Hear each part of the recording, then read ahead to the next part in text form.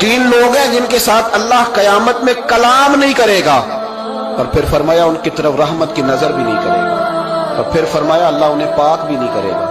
या रसूल अल्लाह सल्लल्लाहु अलैहि वसल्लम जल्दी करें, हमारे दिल दुख रहे हैं, हुजूर तबीयत पे बोझ बन रहा है, कलेजे फट ना जाए, जल्दी बता दें वो कम नसीब कौन है जिनसे ना मालिक कलाम करे, कयामत में भी नहीं करेगा, रहमत की नजर भी नहीं करेगा, पाक भी नहीं करेगा, कयामत में भी अल्लाह के दीदार से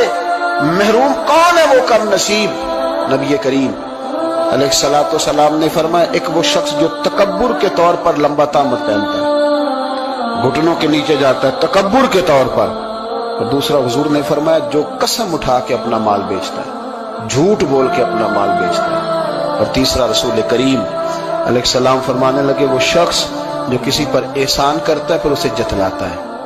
फिर उसे